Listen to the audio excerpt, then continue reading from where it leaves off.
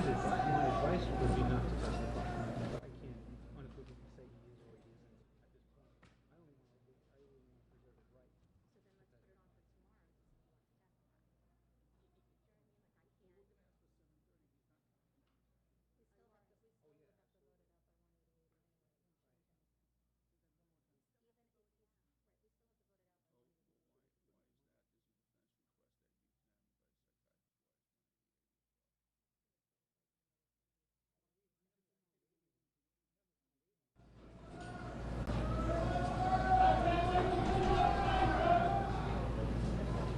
I want to see the lawyers at the bench. Attorneys, DA wants to ask about something.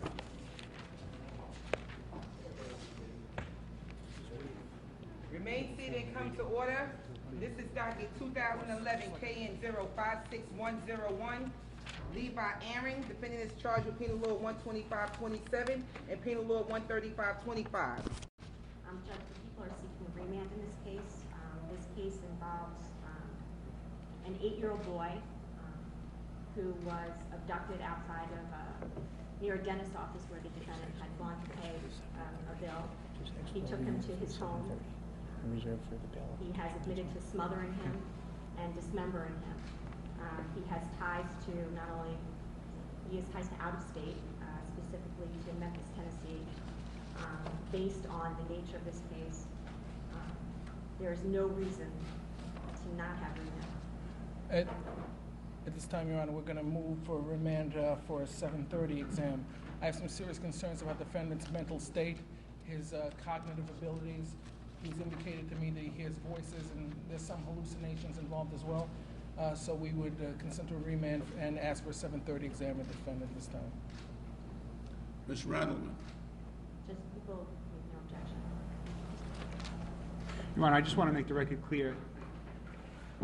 The application is for a 7:30 exam and a consent to remand for that purpose. However, the defense would reserve their right to make a further bail application once the results of the 7:30 exam are in our hands and the people see them. So at this point, I just want to make the record crystal clear that we are consenting, or we're applying for a 7:30 exam with the consent of remand. However, we can also, we'd like to reserve our right for a further bail application if the time Consistent comes. with the penal law and the criminal procedure law, all your rights will be reserved and preserved.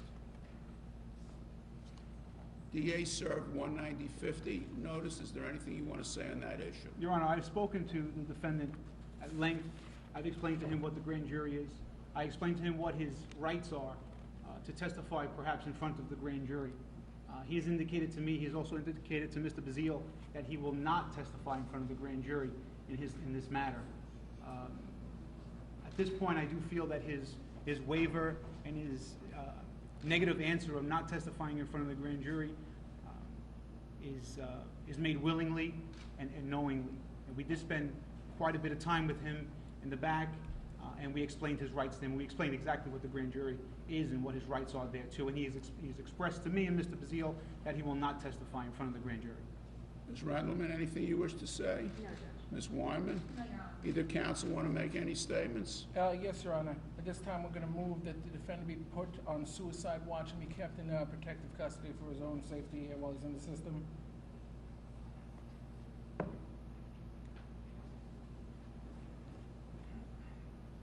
If I may add, Your Honor, the defendant has also indicated to me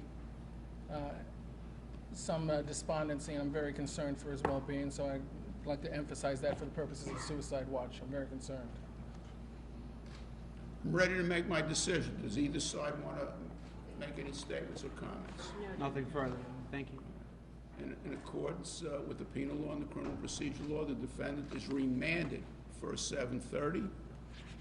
The case is going to be put on an AP1 on July 28th, and the case will proceed in accordance with the rules and regulations of the penal law and the criminal procedure law. Thank you very much. Thank you, Your Honor. Step in, sir. I'd like to see counsel at the bench.